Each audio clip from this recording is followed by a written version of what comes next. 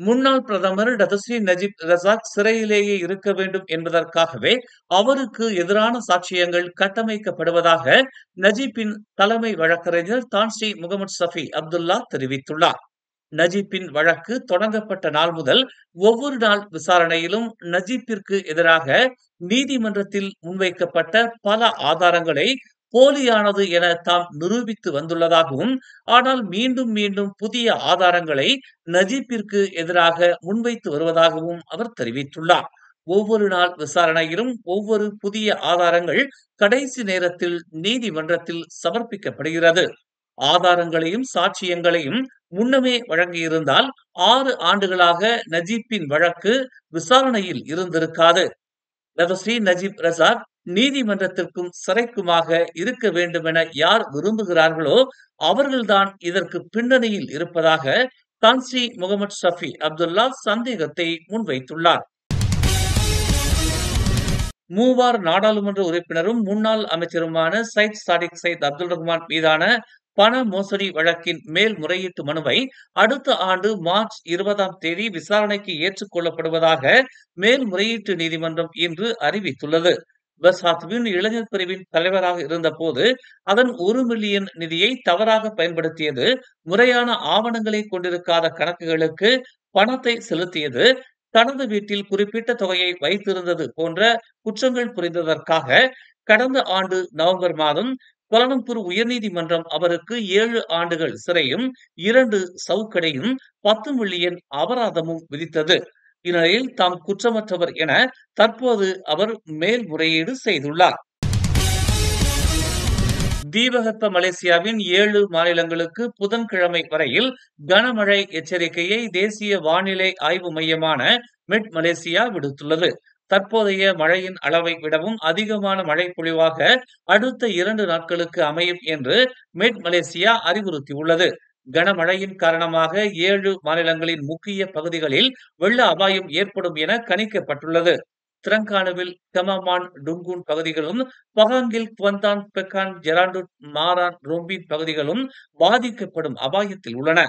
மேலும் கிளந்தான் பேரா ஸ்லாங்கூர் மலாக்கா மாநிலங்களுக்கும் வெள்ள அபாய எச்சரிக்கை விடுக்கப்பட்டுள்ளது.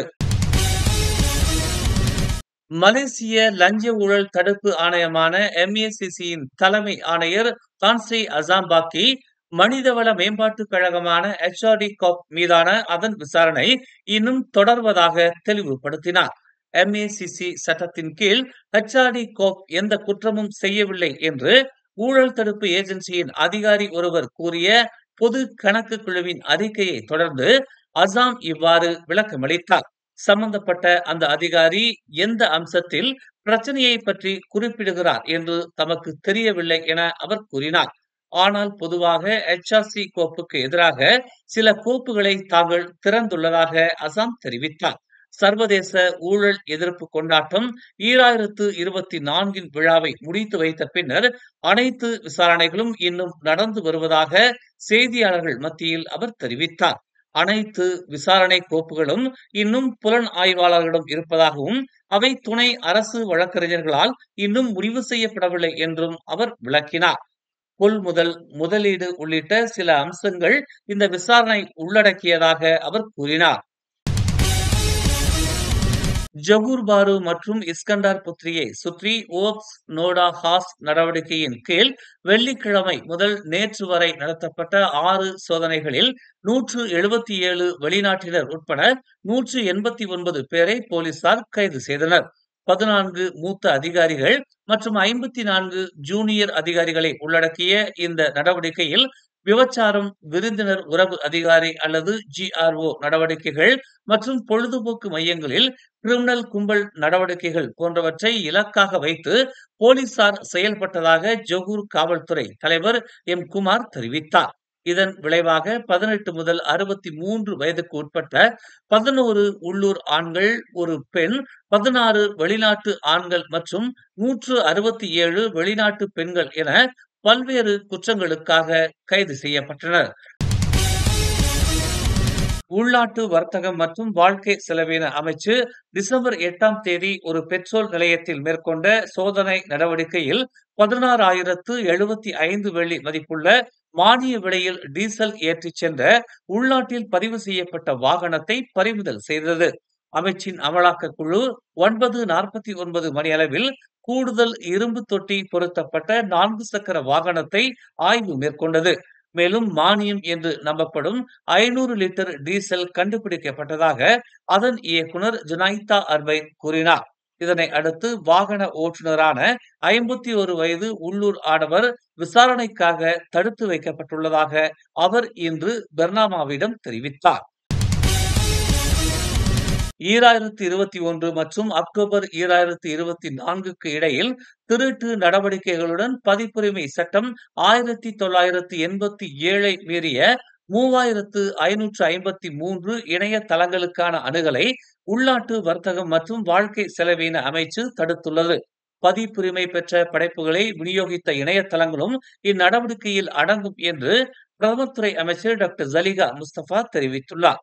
கூடுதலாக ஆன்லைன் மற்றும் ஆஃப்லைன் ஆகிய இரண்டிலும் போலி பொருட்கள் மற்றும் சேவைகளை விற்பதற்கான இணையதளங்களை தடுக்க 40 பிற நடவடிக்கைகள் எடுக்கப்பட்டதாக குறிப்பிட்ட அவர், இது கிரிமினல் குற்றங்களுக்கான அமலாக்க நடவடிக்கைகளுக்கு வழிவகுத்ததாக தெரிவித்தார்.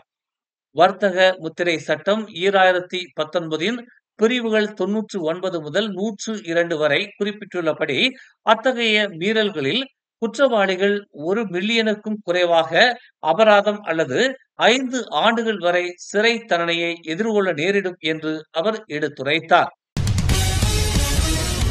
கிளந்தானில் 469 குடும்பங்களைச் சேர்ந்த 1000க்கும் மேற்பட்ட போலீசார் வெள்ளத்தால் பாதிக்கப்பட்டுள்ளதாக தேசிய காவல்துறை துணை தலைவர் டதஸ்ரீ அயூப் கான் மைதீன் பிச்சை தெரிவித்துள்ளார்.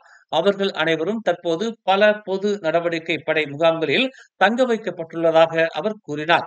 வெள்ளம் ஏற்பட்ட போது அவர்கள் வெள்ள பணியில் ஈடுபட்டிருந்ததால் தங்கள் உடைமைகளை காப்பாற்ற நேரம் இல்லாமல் இருந்ததாக அவர் கூறினார். இன்று காவல்துறை அதிகாரிகள் மற்றும் அதன் தரவரிசை பணியாளர்கள் வசிக்கும் தமான் ஸ்ரீ பாயு வீட்டு தோட்டத்தை ஆய்வு செய்த பின்னர் அவர் செய்தியாளர்கள் மத்தியில் இதனை தெரிவித்தார். பாதிக்கப்பட்ட பணியாளர்களுக்கு பேரிடர் அவசர உதவிகளை வழங்குவோம் என்று அயூப் கான் உறுதி அளித்தார். முன்னதாக கத்தரே காவல் நிலையம் மற்றும் கொத்தபாருவில் வெள்ளத்தில் சிக்கிய 14 பணியாளர்களுக்கு அயூப் கான் உதவிகளை வழங்கினார். கிள்ளான் சிம்பாங் லிமா தமிழ் பள்ளியின் நிதி திரட்டும் விருந்து நிகழ்வு நேற்று ஷா அலாம் மிட்லண்ட்ஸ் மாநாட்டு மையத்தில் வெகு சிறப்பாக நடைபெற்றது. ஓம்ஸ் அறவாரியத்தின் தலைவரும் மலேசிய அறிவா சங்கத்தின் தோற்றுநருமான ஓம்ஸ் பா தியாகராஜன், ஸ்லாங்கூர் மாநில மனிதவள மற்றும் வறுமை ஒழிப்பு துறைக்கான ஆட்சிக்குழு உறுப்பினர் வி பப்பா ராயுடு உட்பட பல முக்கிய பிரமுகர்கள் கலந்து கொண்டு பங்களிப்பாற்றினர். பெற்றோர் ஆசிரியர் சங்க தலைவர் நாகராஜா சின்னையா தலைமையிலான குழுவினரின் அயராத உழைப்பில் பள்ளியின் தலைமை ஆசிரியர் செல்வநாதன் முனியாண்டி மற்றும் அவர்தம் தலைமையிலான ஆசிரியர் குழுவின் ஒத்துழைப்பில் ஆடல் பாடல் அதிர்ஷ்ட குழுக்கு என பிரம்மாண்டமாய் நடைபெற்றது விருந்துபசரிப்பு. தமிழ் பள்ளியின் நலனுக்காக பல்வேறு கொடை நெஞ்சர்கள் நிதியை வாரி வழங்கினர். ஓம்ஸ் அறவாரியத்தின் சார்பில் ஓம்ஸ் பா தியாகராஜன் மற்றும் அவர்தம் புதல்வர் டாக்டர் பழனீஸ்வரன் தியாகராஜன் இருவரும் சேர்ந்து 1 லட்சம் வெள்ளி நிதியை வழங்கினர்.